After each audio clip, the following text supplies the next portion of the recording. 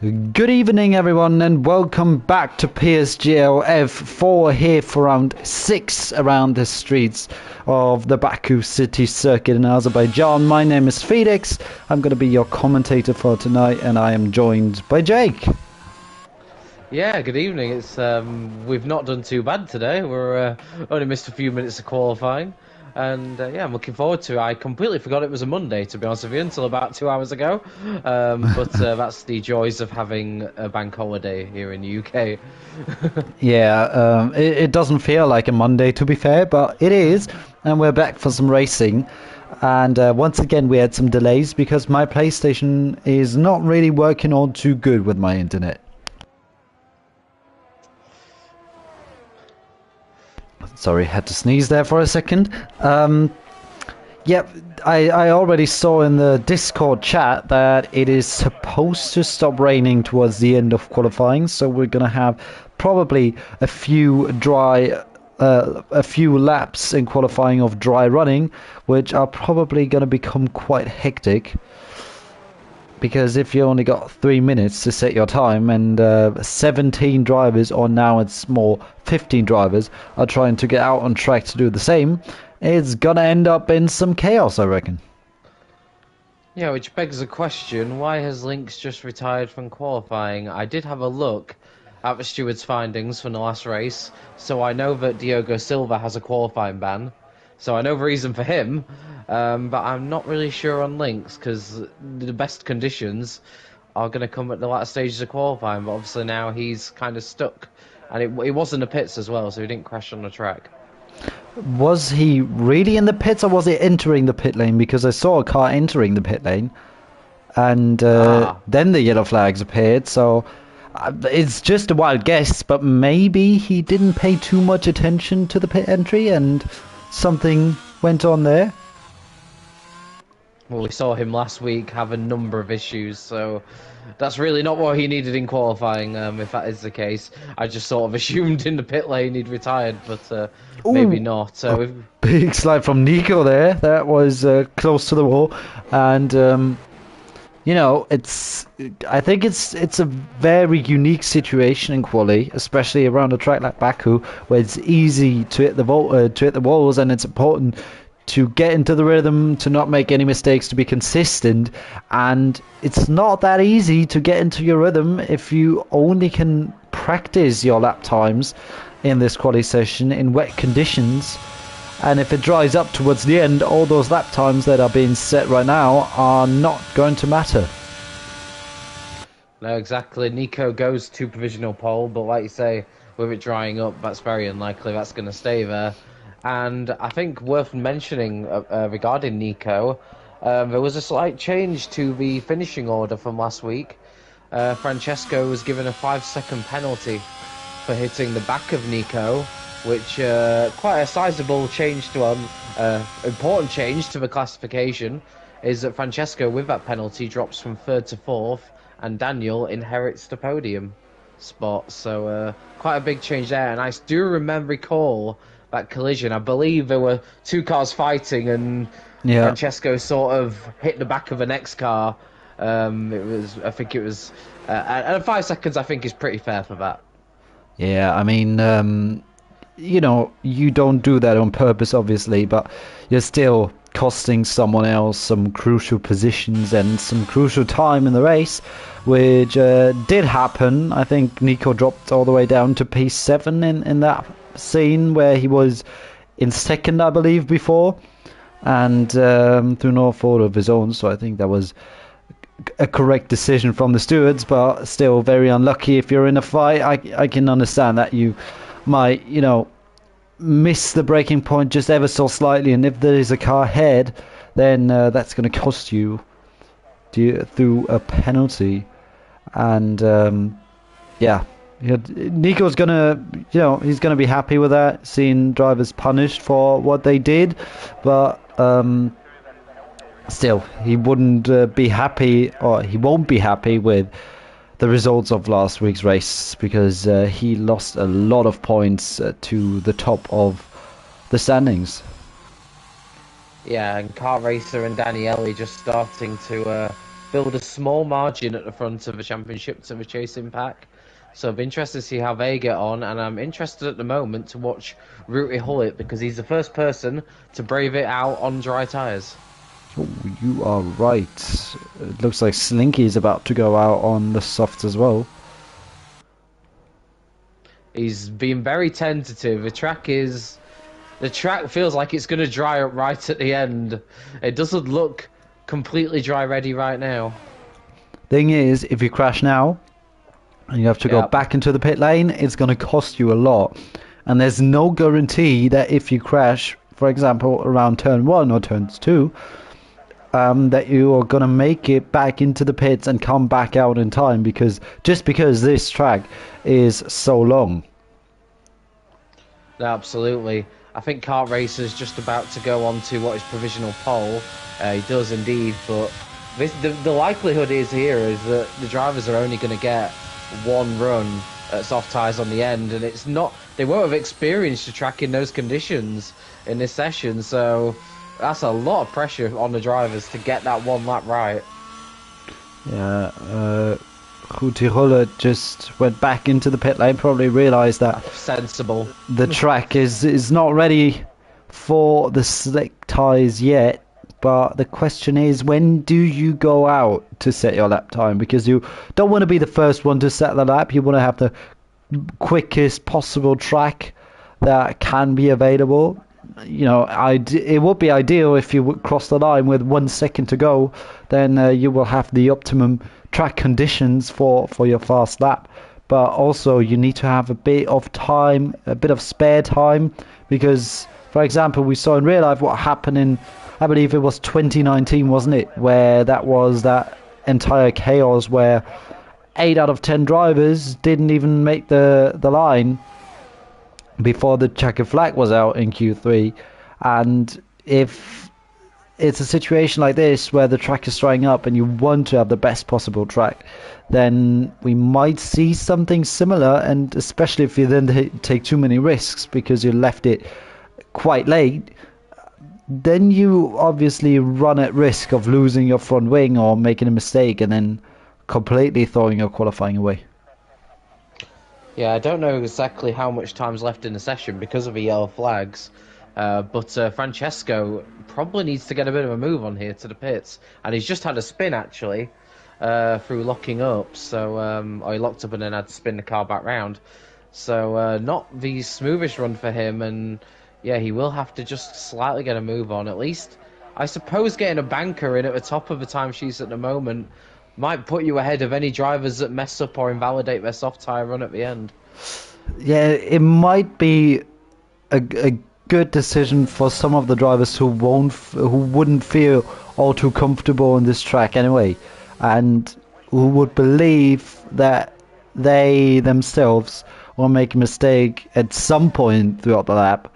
It might be useful to do what you just mentioned, you know, setting your banker in and then being ahead of those guys who then make a mistake on their final runs. But also, it means you basically have no chance for a top result, because then you need everyone, all of the other 16 drivers left in this quali session, to make a mistake. But we've now got the DRS enabled, and usually that's Codemaster's message of saying that the slicks are now quicker and the track is going to dry up within the next 20 seconds. But that would mean then, of course, that it is going to make a difference being the last driver across the line, and that just brings back to me, you know, Monza vibes, you know, from real life, and it makes you wonder: are a few drivers going to be playing it so late that they're not even going to make the checker flag at all because they're so desperate to get the best of the track conditions? Tell you what, Kart Racer isn't. He's the first one out on track, and he wants that track position. It might be a bit too soon, though, because he's... Francesco at the wall? No, Slinky at the wall. Slinky at the wall. In turn 2. Oh. On his outlet. He just came out the pits and went straight into the wall. Lost his entire front wing. Slinky's not... He's got to be 12th at max, as it stands. And Provatox has retired. Has he had a crash out of turn 1? Oh, look at everyone has gone wide at turn 2. Lewis went wide, the AlphaTauri went wide. It looks like turn 2 is really catching people out. It was Daniel and Lewis who both went off at the same point. Look at Provotox where he crashed. He crashed out the pit lane, didn't he? He was standing at the exit of turn 1. And I can confirm, I don't think Francesco is going to get out in time. So his extra intermediate lap has cost him a run on the soft tyres. But looking at it, you can potentially get a good lap out the softs, but you've still got to be very, very careful. Yeah, I mean, turn 2 seems to be the trickiest point so far around this lap. We've got more yellow flags in the middle sector right before the castle section. And I'm curious to see now what's going to happen to those guys behind, because they're in a big train at the moment and you need to get ahead. Kart Racer can't wait all too long. He's going to start his lap now, and he's going to accelerate out of the final braking zone and then on towards his first and final timed lap on the slick tyre. I'd say if Kart Racer doesn't make a mistake, he's got great chances for pole position, because look at what is going on back there. They're almost standing still on the track. And this is what I mean about Monza vibes. Everyone's looking for some good track position, but they've got the time to think about as well. Francesco has got out on track and he has raced up to the back of his train quite quickly. He might get away with this, but I can't imagine there's good tyre temperature in a lot of those cars. Yeah, Kart Racer already down into turn 3. And it looks like he's had a nice and tidy run so far through this first part of the lap. With 13 seconds to go, 11 seconds. I just want to check if Francesco's actually going to make it, because he's still got 6 seconds left on the clock. It's going to be really close with the line, but I don't think he's going to make it. He's got 1 more second, and he only just missed it. That must have been tenths of a second. Well, fair play to him for making it as close as he did. He must have taken some interesting lines on his outlap to make it that close. But still not quite enough. Kart Racer is comfortably up through the first sector, so you can imagine Francesco's lap time is not going to be good enough for pole, and we're just going to find out just how far it's going to fall. And with his teammate Slinky having broke his front wing, it's not looking good for either McLaren right now. Yeah, 7.5 seconds quicker than the current pole time, which is a 47.6. Obviously, in the wet conditions, it's a purple middle sector for Kart Racer, obviously, because he's the first one to set his lap on the slick compound. And we'll see where does he end up at the end of qualifying. He's definitely going to go up into pole position for now. It is going to be a 39.1. Let's see who comes next. I think that's Alfa Romeo of Hutichola. Let's see where he goes. He goes even quicker, 38.9. Let's see who comes next. I think it's an Alpine of Danieli, and he only goes third fastest. There goes Nico, only fourth for him. Rodas in P5. Looks like Nico has been held up. Daniel up ahead into P3. It looks like still at the moment Hutichola has got that pole position at hand, and let's see where does Lewis end up. He comes across the line at only third fastest, and I think it looks like Hutichola has taken pole position at Baku with a great lap. Even though he was the second driver to cross the line, he takes pole position. That's a brilliant effort from the Alfa Romeos. We said about track position being important, but I think Kart Racer and Rooty Hullet just thought, you know, there's no point playing any games. Just get out on track, get our tyre temperatures where we need them, and put the lap times in. And they've absolutely owned that qualifying session. Fair play to them. Nice effort from Lewis in third as well. Daniel fourth. Nice to see a Red Bull up in the top 5. We haven't seen that much in F4 this season. Thales BR, I think I'm going to say that is in P5. Daniele will be disappointed in P8 because he was just behind the Alfa Romeos on the road, but couldn't get the lap time in. Yeah, I believe Nico was really held up on his final run, because he crossed the line about 2 meters behind Rodas. And if you've got a car that is slower than you but not as slow that you can overtake him without losing all too much time on your quali lap, then it's going to cost you probably if Nico had some clean air, he could have been up there in the top five, maybe even in the mix for the pole position. But he slightly, maybe not mistimed it, but he definitely didn't manage it all too well right behind the Williams, and that basically gifted both Alfa Romeos 1-2 front row lockout. Yeah, nice. And as Rooty Hullet just mentioned in the chat, lovely one-shot qualifying. It really did feel like that, to be honest. And if you're gonna have internet issues and miss a few minutes of streaming qualifying, a wet to dry one is not the worst one for it to happen in. Yeah, I mean, I think the race is supposed to be completely dry. At least that is what Slinky said in the chat. But it looks like, yeah, Francesco wasn't invited to the one-shot qualifying, which is a shame. But he'll have some. He'll have some work to do. Yeah, that's correct.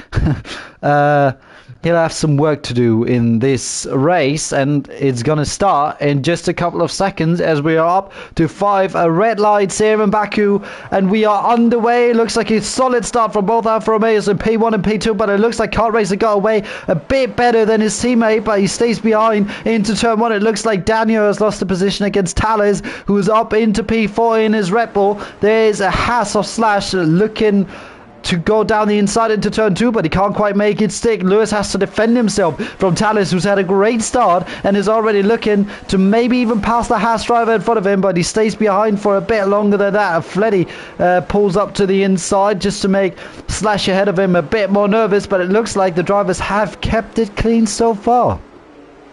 Yeah, Baku usually an instant magnet at lap 1, although we've got Oh, Prototypes. never mind. There is Daniele as well, or Nico. They're going side by side. That's going to be tight, and it's not always easy in this middle sector to stay side by side and give each other the room without understeering into someone. But Nico has lost that position, and that is the opposite of what he needed at the start of this race.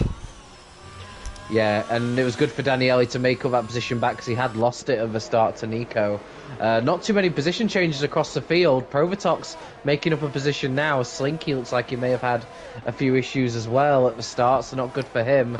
Towers really the big noticeable one in the top half of the field, making up that position. Oh, we've got a Haas completely off the racing line. I don't know if he's had an issue, but Slash has lost a position to Fleddy. And did he have an impact with a wall there, I wonder? I'm not too sure. From the outside it looks like his front wing is still intact, but obviously we can't see those light green damages that can be there for your front wing, which it's going to cost you some time here and there in some corners. And yes, he dives into the pit lane. That is a shame for Slash, who's had a solid start and was well up in the top 10. Thales has gone wide. Completely overshot the corner.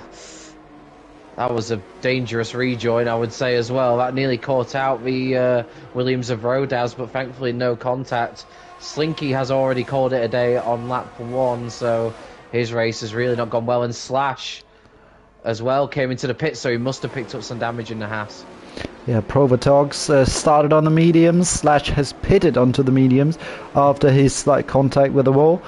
And that means we only have 2 drivers in the entire field of 16 drivers who decided not to go onto the hard tyres, or probably Slash didn't decide, but he had to do it more or less because he's only got one set of the hard compound. But that means that Provotox would need to use that medium compound on this opening stint, but at the moment he's only losing time to Lynx and is already 3.7 seconds down on him, and it looks like Thales is going to at least retake that 9th place.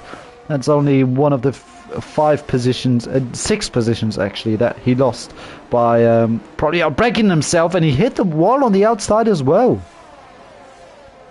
Yeah, that corner's really catching a few of them out at this early stage, and because of the various instances for Towers and Slash, I think we are seeing a tiny bit of field spread towards the front of the field, but the top 4 seem to be the ones that are just pulling away from the rest of the field.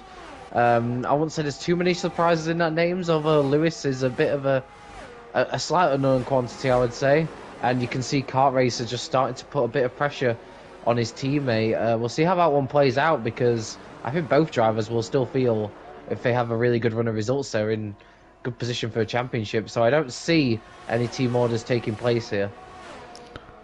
Yeah, I wouldn't see a reason for it if I'm honest. Both full-time drivers in the Alfa Romeo, and they don't have a team principal sitting over the radio telling them what to do.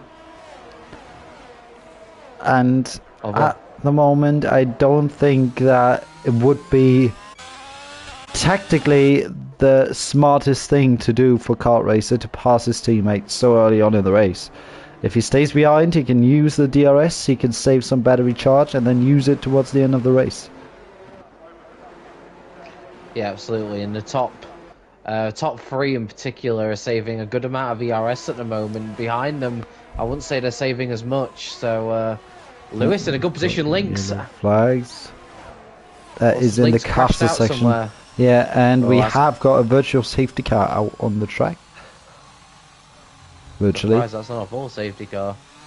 I mean, that was a bit scary from Slash's point of view, trusting the game so much. Yeah, just hoping that he goes, because he didn't really have anywhere else to go. So thankfully, no harm done there. And we'll see here, because even though a virtual safety car is meant to neutralise the field and ensure that nobody really gains or loses time, as we've seen in the past, that's not always the case. If you've got good reactions on the virtual safety car, you can make up some time, potentially gain a position from it. Yeah, I would love to take a look at the delta that each driver has, but sadly we can't. It looks like Rodas and Sabi are both diving into the pit lane. And do they change their front wings? Yes, Sabi does. And Rodas doesn't. I don't know. I just see the Aston Martin pit box, which is nice. Thank you. And someone's gone wide, and that is Lewis. Lewis has gone wide out of turn 3. He had to take the escape route. It looks like drivers are struggling with some of the braking zones here. I mean, in real life, we see that here and there, and it's very easy to miss just one of those braking marker boards that are hanging on the right side of the track. But that's the second time already. We saw Thales early on in the race, and now Lewis right after the VSC restart. Going wide and losing positions. And we'll see how the Alfa Romeos approach this now, because they've got that little bit of margin now thanks to Lewis's error. Back to Daniel, and we'll see what sort of tactics they employ here. Oh, and that was a huge moment out of turn 15 for Daniel. That corner's catching so many of them out, and I just wonder. Yeah, Daniel's got some damage on the right hand side of his front wing. He's missing his entire end plate, and that has to be a pit stop. He can't even say, alright, I'll hang it out here, because that is going to cost you way too much time, and that is probably going to send him onto a 2-stop. And Kart Racer might be sent into the lead on this lap, but he stays behind for now. I wonder, does he stay behind now for turn 1, or does he try and go for an overtake into turn 3? And we talked about Daniele struggling in qualifying, but he now finds himself up to P3. He's made a move on Pleddy in the Aston Martin, but look at the margin that the Alfa Romeos now have over the rest of the field. I don't think they could have planned out a better opening 5 laps for them to this race. All the drivers, competitors behind them, have had various issues. Car races into the wall! Turn 4, he brakes himself and goes straight into the wall. He's lost a bit of front wing. He'll have to pit as well. What is going on? It's just the drivers just don't seem to be able to have the right confidence in the tyres and in their ability, and they think they're braking at the right moments, and it just doesn't seem to be working out for them. But I hate doing commentators' curses. That really does feel like that was a really strong one. That was really. I mean, you just said it's going perfectly for the Alfa Romeos, and 2 seconds later, I see the yellow flag and the dark red dot standing still at turn 4.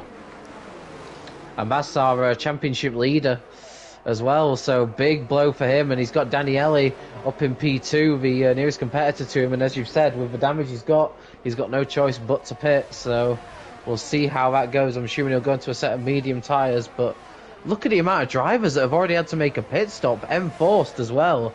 It just shows how they're struggling out there, and a lot of them, if they haven't had front wing changes, we've seen them down the escape road at least once. And He stays with out. that, Kart Racer and stays out. Yeah, Fleddy's just gone back past Daniele for P2, so changing position there, and they're really fighting their own race now because Rooty Hullet has a substantial lead. I'm not going to say it's looking good for him though, because we don't know how that will go. Just for turn 3, I want to just say, does he survive? Yes, he does. And there goes Daniele, maybe back past. No, he does not. He stays behind. He stays behind for now. Kart Racer stayed out, and I can understand why. He'll probably hang on to it for now. You know, take the time lost each and every lap, but he does not have to make an extra pit stop if he stays out long enough to go onto a medium tyre and then go towards the end. I wonder if he's just thinking that the pace in this train of cars is a pace he can run at even with the damage. So, like you say, if he can make it last long enough that he can go onto the mediums till the end, he doesn't lose out, and because this train of cars is all grouped together, he will still feel like a podium is still very much possible. Obviously, he will lose the time in the pits replacing the front wing, but we know how quick Kart Racer is. Exactly, and I think that was a good decision. If he, you know, he had some time to check in the middle sector and the final one to see if the missing end plate is doing too much damage to his performance, to his lap times, or if it's okay that he can carry on in this train and get dragged along by the DRS a little bit.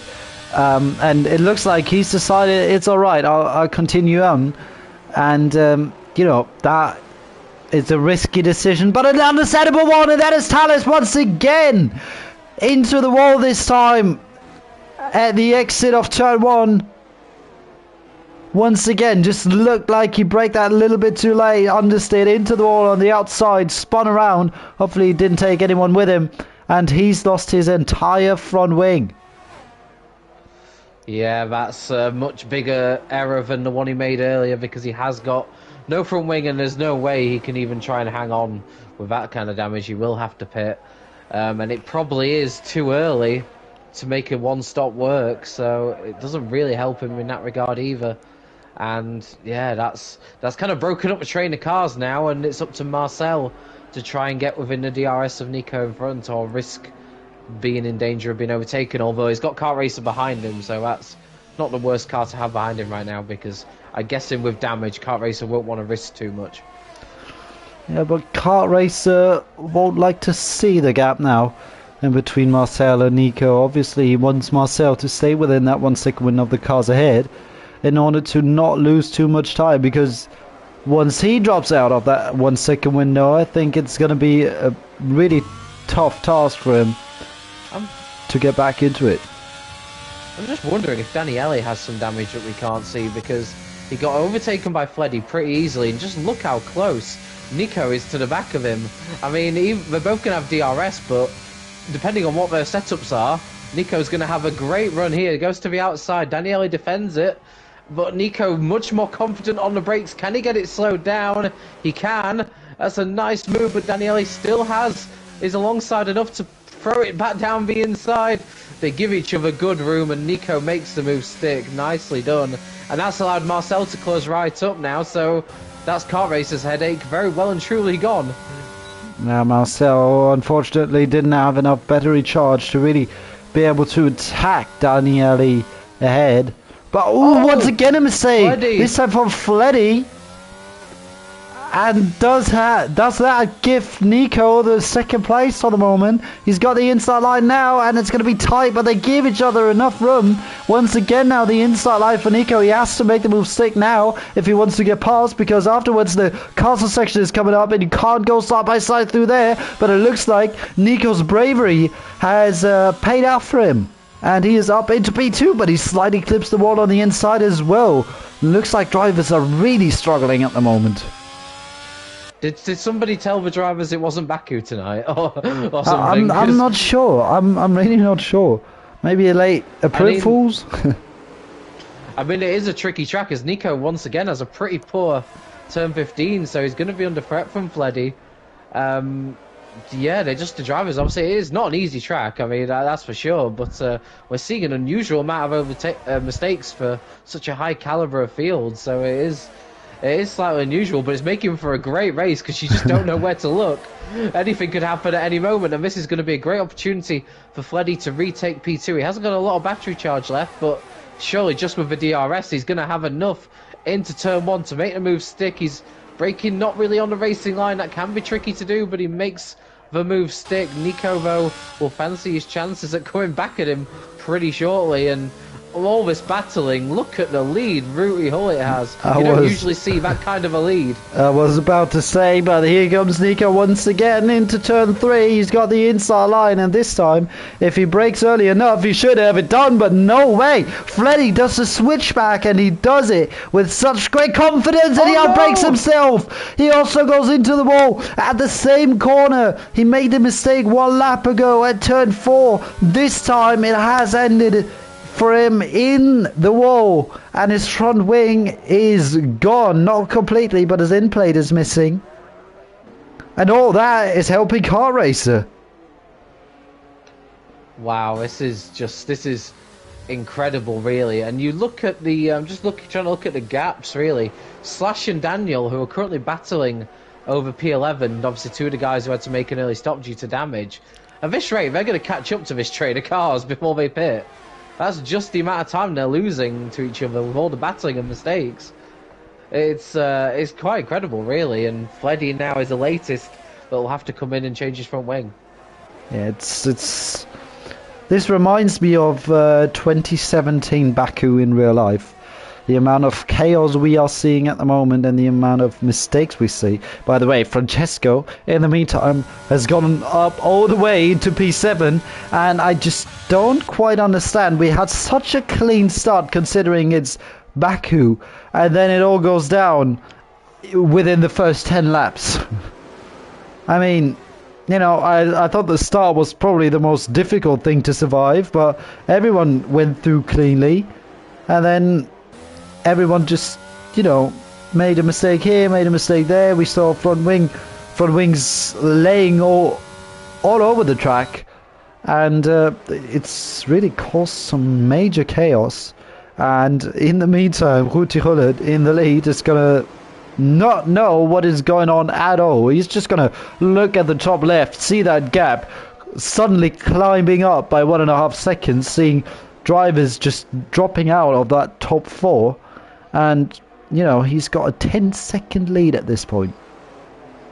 It'll be interesting to see when the guys come into the pits, especially in this train of cars, how many of them change their front wings, because we can't see all the damage that the drivers have, and it does make you wonder, do a few of these guys in this train have damage that we can't see, because it does seem like their pace is off what it would usually be, and Kart Racer, who we can see has quite noticeable damage, is finding it really easy to stay within this group of cars. Yeah, maybe it helps with not making too many mistakes. I mean, you've got more understeer, so you're automatically more careful, and maybe that, you know, prevents you from braking a bit too late here and there, hitting the wall once again. Maybe it helps. I don't know, but Kart Racer's going to feel great in that 5th place at the moment. Never mind, make that 4th place as he climbs up and flies past Marcel on the main straight, and up into P4 he goes. Yeah, and Marcel tried to look for a route back, tried to look for the inside line. Is he going to dive for it? No, he's not. Francesco, though. Oh, no! And it goes into Lewis, and the Haas driver will not be too happy with that one. And I heard he saw the latter end of it. But I don't think Lewis was expecting the move. It's a tough one to call, but we wonder if Francesco maybe was a little over-aggressive there. Yeah, it looked like he was given enough room, but maybe he just outbraked himself, or maybe just underestimated the length of the braking zone in that situation on the inside, obviously with less grip away from the racing line. But he definitely hit Lewis, and that's going to go to the steward's office, I'm pretty sure, after the race is finished. and the chaos just won't stop. It's incredible. Yeah, Francesco, who was in the steward's office last week for an incident with Nico, he might be making another appearance, not in the place he really wants to be. I was going to mention that Lewis, who was one of the drivers we saw have a moment earlier on in the race, as Rodaz retires on track. I think that's a crash. Yeah, and So, it's a full safety car. Gutiérrez is right ahead of the pit lane, right in front of the pit lane, sorry. And he uses that chance, obviously. It's gonna... I don't think he'll like this, though. Nah, I mean, if you've got a 10-second gap and the chaos is just unfolding behind you relentlessly, you're not gonna like seeing a safety car coming out. I tell you what, I tell you a man who's gonna love this, though. It's his teammate. He's basically back in the fight for the race win. Yep, he'll get his front wing changed, I'm assuming, at this pit stop, because why wouldn't you? He has to wait a little bit for the team a little bit slow because of Rooty Hullett's pit stop. I don't know why they were slow. It wasn't exactly like a double stack or anything like that. But he will lose a couple of positions on the road. But where will he rejoin? It looks like he rejoins just in front of Lewis in P7. And, well, I mean, look at the pit stop phase now. That's changed things. Nico must have changed his front wing, I'm guessing, because he's dropped down a few positions from where he was prior to coming to the pits. And Diogo Silva, who started at the back after a qualifying ban, now finds himself in P5. Yeah, and Francesco, who started in P13 due to him missing the start-finish line in time, is up in P4. I mean, you know, that's probably the most crucial part of this race, not making mistakes. And they've done well so far to keep on like that. I shouldn't have said that. Just as I said that, I realized I shouldn't have said that. But we just forget what I said and not trigger the commentator's curse if it's possible. Yeah, that's a good plan. I'm just wondering, of course, so we've got 14 drivers still left in the race. 13 are on the medium tyres. The exception to the rule is Provatox. Now, he started on mediums, so he kind of had to go onto the hard tyre. Now, I'm just wondering, the mediums, will they go to the end from here comfortably? Or and, you know, will Provatox have a tyre disadvantage? Or potentially, will Provatox be on the better tyres in the closing stages of the race? That is a good question, but I think they definitely make it, but I think they will not feel all too great towards the end. We might see some drivers here and there doing one extra stop, gambling on a safety car for another set of then soft tyres maybe. And you can see Gutiérrez trying to burn off his fuel, being in 5th gear on the main straight, revving out the engine. Hopefully it doesn't destroy it. Provatox pits though, so it looks like abandoned. Looks like it's a comfortable medium stint till the end now. Well, I don't want to use the word comfortable to describe anything that's happened in this race so far. Good point. I'll tell you good what, point. we had some drama after the virtual safety car where maybe tyre temps were a little bit down. I just wonder what's it going to be like going down onto turn 1 after all the cars have been bunched up together. I know they can weave and try and generate some temperature, but I think there'll be a few nervous drivers when they're pressing the brake pedal when they get to turn 1, not really knowing what their car's going to do. Yeah, especially if you're alongside someone and maybe you don't have the clearest vision towards these braking marker signs that are hanging at the fence on the right hand side of turn 1. And you're off the racing line, of course, if you're on the inside. So that extends the braking zone even a bit more. And I hope that the safety car's coming in on this lap. But I gotta say, the safety car is quite nice for a little break now after all that chaos that has been going on. Let's our voices rest for a moment. Because I think we're gonna have a couple more laps of some of that chaos. I don't think it's gonna stop here. Yeah, we spend laps debating over who has damage, who doesn't. Obviously, kart racer we knew had damage. Now they're all in an even position. They're all on the same tyres. They've driven them for the same amount of time. They all shouldn't have any damage unless they didn't get repaired at the pit stop. And Ruti Hullet, who was feeling very calm and serene out front, and was probably seeing some of the chaos happening behind him, is now thinking, uh-oh, I do not want to be a part of any of this chaos. I just want to get away and have a similar stint to what I just had. But we know in motorsport it rarely pans out. That's it, that's simple. So I imagine he's going to leave it as late as possible, because giving the toe to a driver on this track is the last thing you want to do. So I imagine he'll leave it as late as he can, and we'll see what unfolds. But yeah, the first few braking spots are going to be very nervous for some of these drivers. And what can Kart Racer do from P7 with a now fully repaired front wing?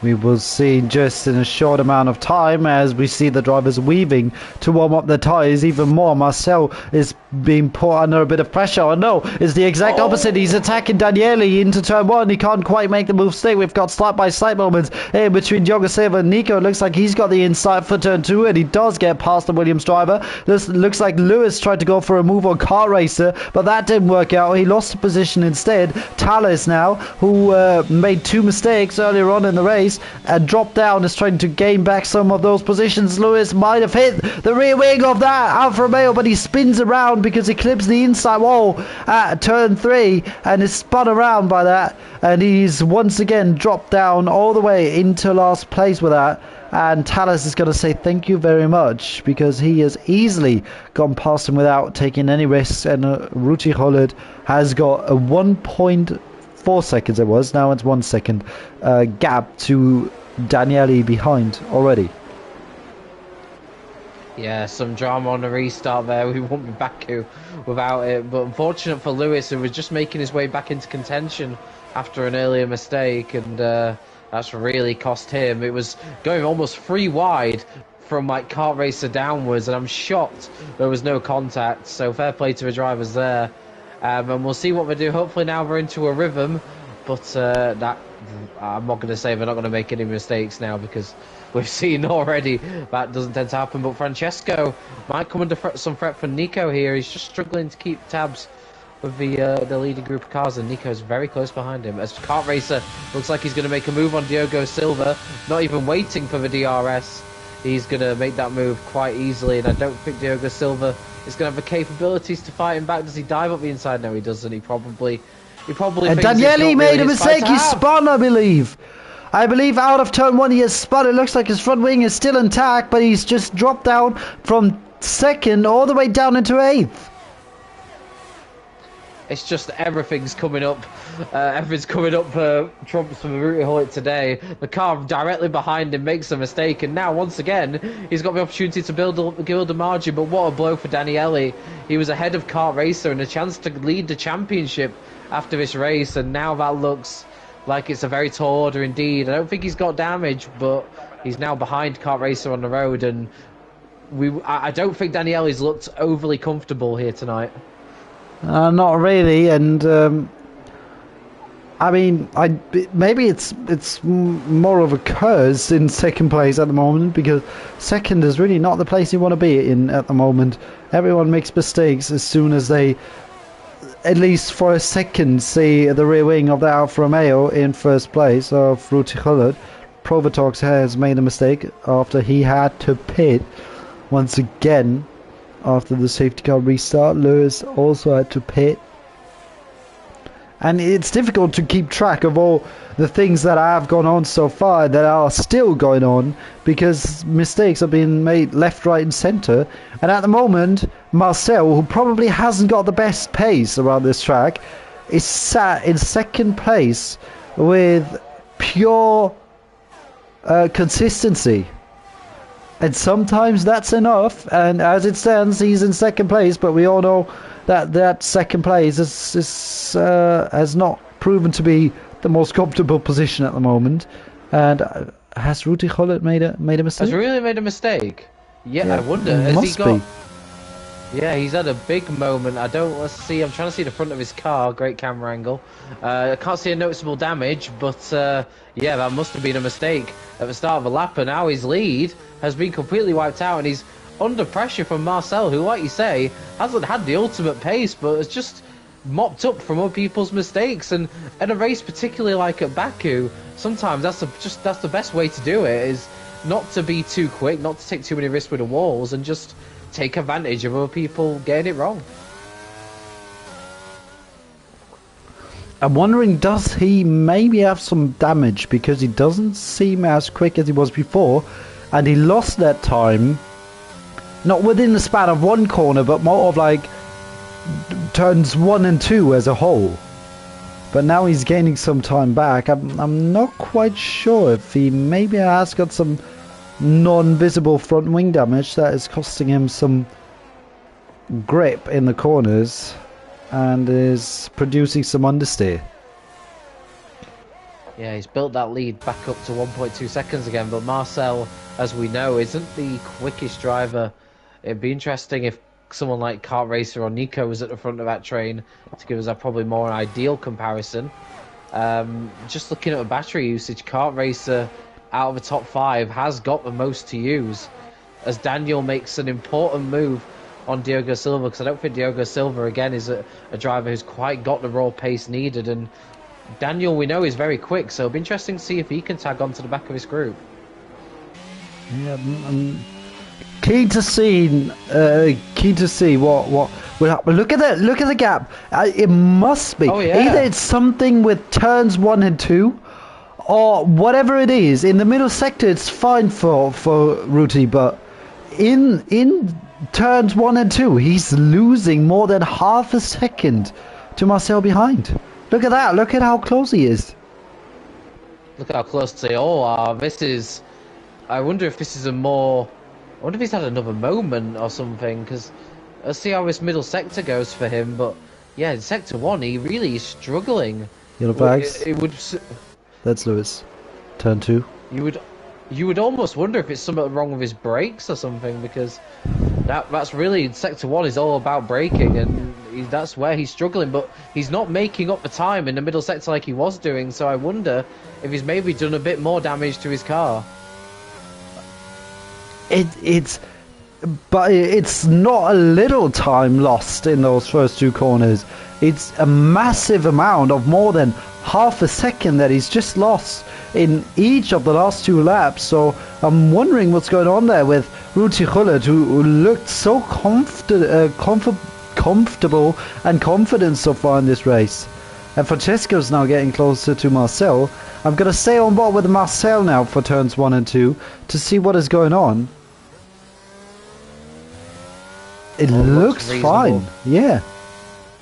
Let's see into here what's... no, nothing too alarming. And Kart Racer has made an overtake on Nico into P4, and I did wonder why the gap had suddenly gone up there, and that's because Kart Racer has had enough, and he's now up into P4, and he looks the more confident Alfa Romeo driver right now. But I don't want to make any bets on what's going to happen in the closing stages of this race. But what's things for sure is Ruti Gullit, who was looking odds on for the win earlier in the race, is suddenly looking quite vulnerable. He had to use his battery charge as well. Look at that, he's down to 24% now. And look as well, from first down to 12, they are all within a second of the next car. So it would suggest now he's holding up even more drivers than he was before. You know, it's a bit of a blessing at the moment for Ruti that he's got Marcel behind, who's probably not willing to risk his brilliant second place, because like we mentioned, Marcel usually is not the quickest driver out of those guys, but his consistency is really doing him a big favor here today in second place. One of the few guys who have not made a single mistake that has cost them dearly. I'll tell you what, we'll keep an eye on Kart Racer, because he's got so much more battery to use than the cars in front of him, and he's looking very racy. But here comes Francesco. Could this be the important move into P2 on Marcel? No, he doesn't. He kind of backed out of it at the last minute, and that could actually leave him a little bit vulnerable to car racer behind. We'll see if any moves made. It doesn't look kind of waiting really for a mistake to be made, and doesn't look like anything doing on this lap.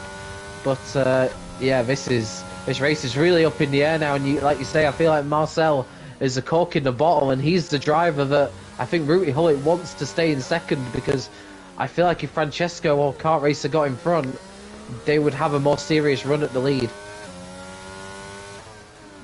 Yeah, Francesco is now putting on even more and more pressure now that he's got Kart Racer behind. He knows he'll have to go forward, otherwise he's gonna drop out of those podium positions with Kart Racer behind. And Kart Racer sees a chance for making up for his mistake that he made early on in the race. And he's really close now to the back of Francesco. He's got a lot of spare energy left as well. Probably about a quarter more than Francesco has at the moment. But I don't know what's going on with Rooty. He was so confident, he was comfortable, he gained so much time before the safety car, and he comes in and suddenly he's not able to get out of that 1 second window to the car behind. No, it's really mystifying, and it does suggest that there's something's not 100% with his car, because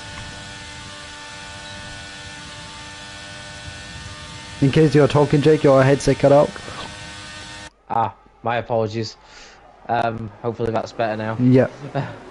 I was going to say that Kart Racer looks like he had a good run, but obviously they both had DRS to use, so that's not helping Kart Racer in his bid. What really needs to happen, I feel, is Marcel needs to get a run on Rooty. Do you really think he's going to go for the move, though? Because, like I said, I think that's a brilliant chance for Marcel to get a really good result here tonight. And that chance is probably not going to come back all too soon, with all that chaos that has been going on in this race. So, do you really want to risk that? I know it's a race win, but it's also, if you look at it in a very neutral way, it's just 4 points. It's either you play it safe, you pick up those 12 points, and you go home with a great result, or you're going to go for either 16, but then you've got that slight chance of scoring not a single one in this entire race after it looked like you were on for a great result so long. Is he really willing to take that risk? Well, I guess we'll find out in the next 6 laps. I mean, even if he wanted to, the problem he's got now is Francesco is right behind him, and he's struggling to get a good run out of turn 16 to really get close enough to Rooty Hullet, and this could be the opportunity. Francesco is absolutely draining his battery, so he'll be going for it here. He won't be backing out. Into turn 1 he goes, down the inside, and he blocks out Marcel out of room. And did Marcel just clip the wall on the outside there? Nearly. I mean, he had to slam on the brakes on the exit in order to not hit the wall to go behind Francesco. He could have given him a lot more room there on the outside. Obviously, he doesn't have to give him 3 car widths, but at least 1 would be nice, probably, Marcel is saying. But I think it was all within the limits, but Marcel won't be happy with that overtake that Francesco just did.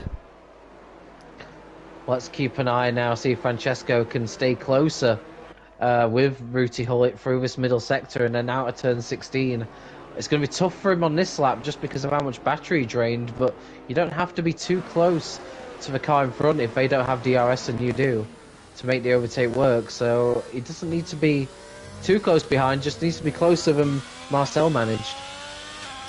We saw Kart Racer dropping back a little bit, and that has to do... Sabi crashed in the castle section, and he's triggered a virtual safety car. And Kart Racer's gonna hate that, because he just dropped back that little bit in order to save his battery. He's gone back up to more than 70%, and now everyone can save their battery for free without losing any time.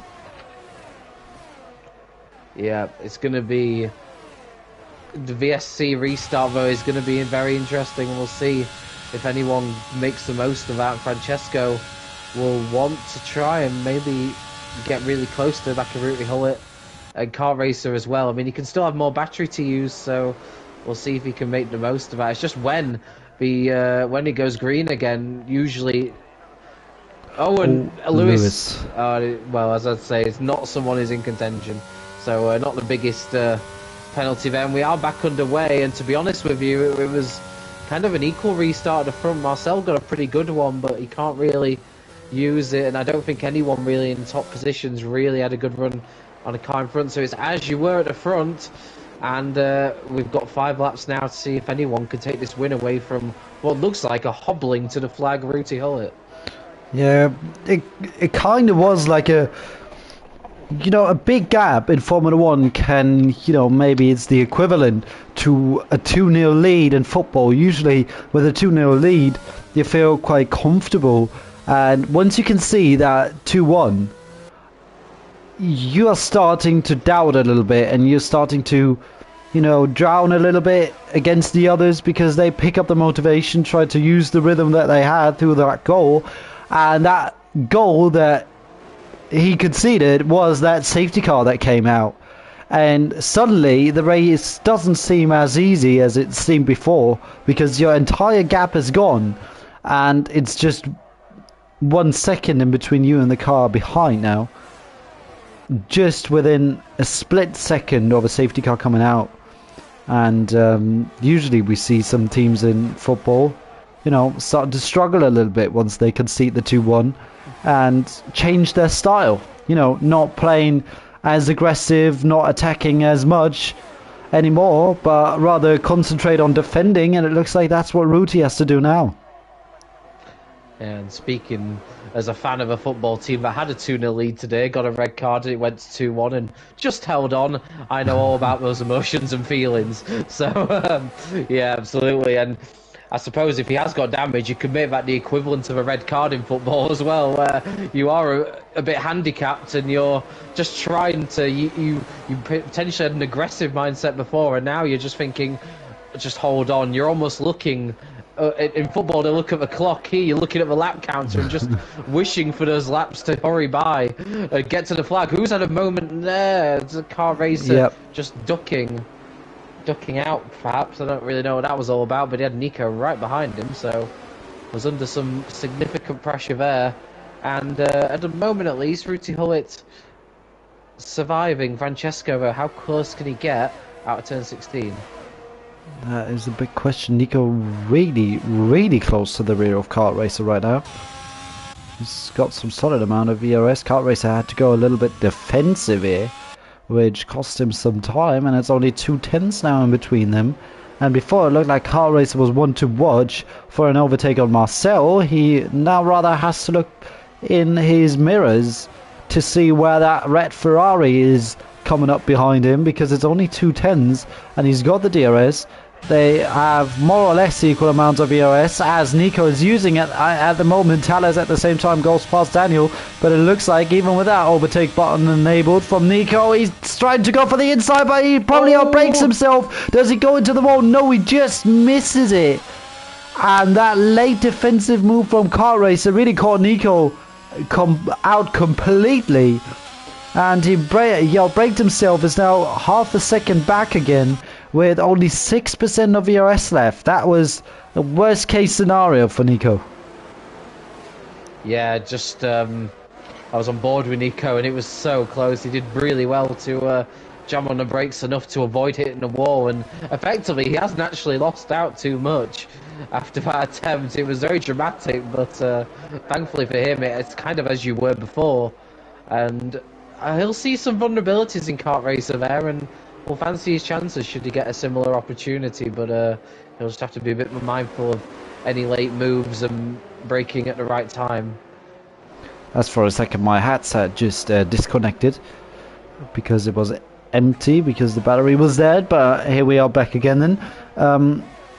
So, yeah, Ruti doesn't seem confident at the moment because I just saw after turn 3 the gap was once again back down to 2 tenths in between him and Francesco, and obviously inside that entire train Ruti is the only one without the help of DRS and Slipstream, and you can't underestimate it around the streets of Baku.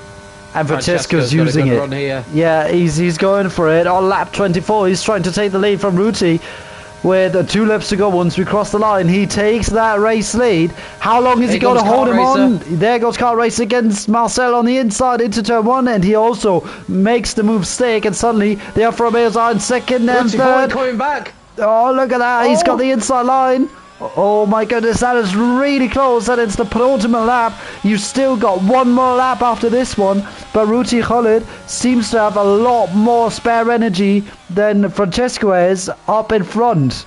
But his teammate Car Racer has got around equal amounts, who is now right behind him in third place, and we might see a three-way battle for that race win on the final lap.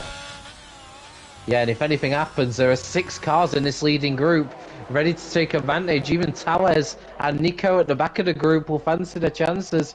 But now, here's the question: can Francesco pull away far enough to hold on to the lead? Oh, Car Racer made a mistake. He lost himself around 3 tenths there, and Francesco's pulling away from Ruti, who still seems to be struggling a bit after that safety car restart. He's now had a good exit though out of that castle section, which is definitely gonna help him on that main straight and on that second DRS straight that will be there. But he's 7 tenths behind and only 4 tenths out of his teammate. He's got to have the help of DRS and Slipstream, and his battery charge is a lot higher than Francesco's is.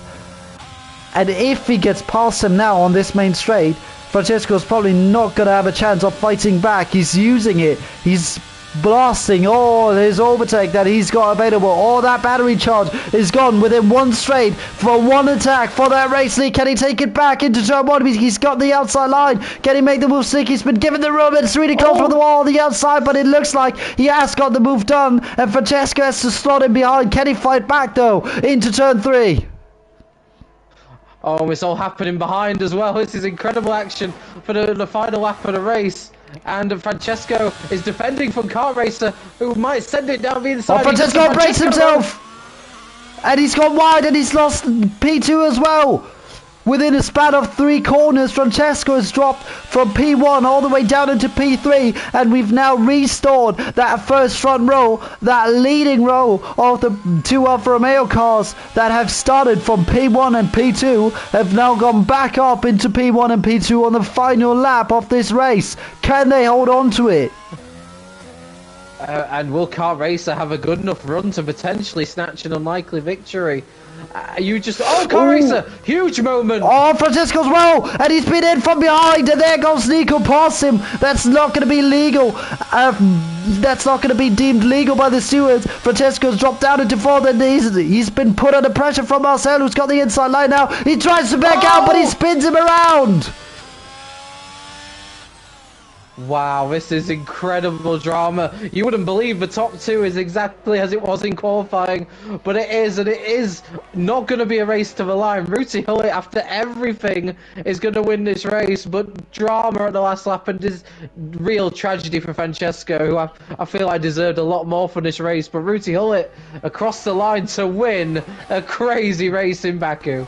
And it's going to be an Alfa Romeo 1-2 as Car Racer crosses the line, only 2 tenths ahead of Nico, who caught up massively there on that final straight. Marcel with a brilliant P4. As it stands, if he's lucky, he might have a chance for a potential podium once Nico is being investigated after the race, because I'm sure Francesco will send some footage of that exit of the castle section, because he lost some rear grip, had a bit of a snap of oversteer, but the crucial part was that Nico hit him, which unsettled the car even more, and it was like a domino effect, because then it triggered complete chaos behind. Marcel tried to get past, he tried to back out, he couldn't. Then there was Thales on the outside of Marcel when he tried to back out. Marcel hits Francesco, and within the span of one final lap,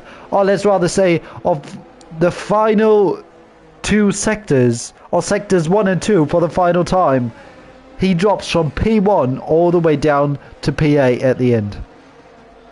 Yeah, that oversteer moment for Kart Racer really just caused mayhem behind, and there was inevitably going to be a collision because of it.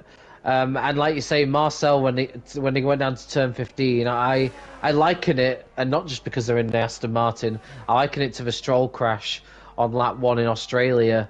He had someone on one side, he had someone on the other, and he just really had nowhere to go. And Francesco was just really unlucky in that moment. But the thing is, if Marcel would have backed out, he'd have probably hit the Red Bull. So he was just in the wrong place at the wrong time, really, I think.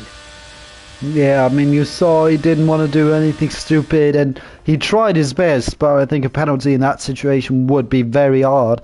But here's your race winner. That was more exciting and closer than Ruti would have probably hoped for after that first 10 laps, until that safety car came out, and suddenly he was put under a lot of pressure. Lost the lead momentarily for a single lap, and retook it on the final one, and brought it home for a great result for the Alfa Romeo team. Kart Racer with a great comeback race here, and in the end he just restored the starting order, at least on the front row.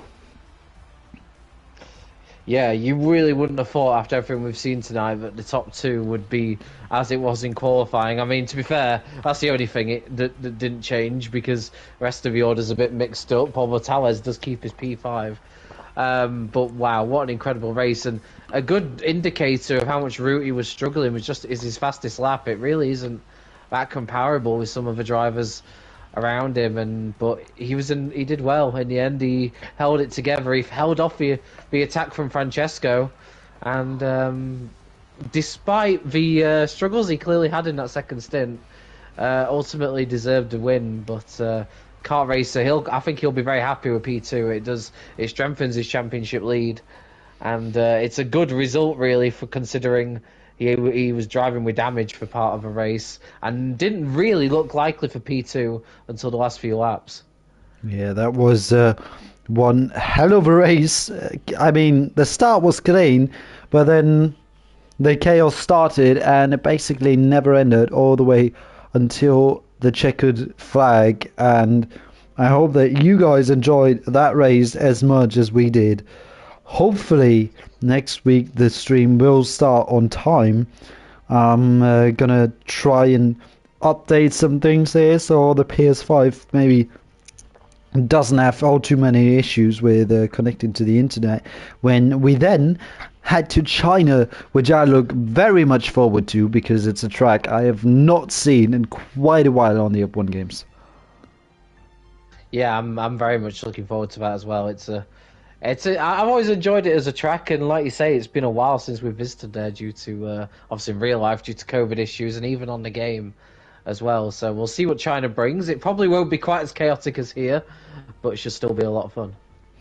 Hopefully. Make sure to check out the other streams that were live at the same time as we were and are still live on the PSGL YouTube channel. Also make sure to follow PSGL on Twitter, and if you're interested in joining the league as either a driver or a commentator, make sure to join the PSGL Discord, and we will see you guys next week at the same time, Monday 7 p.m. UK time, and until then, goodbye and take care.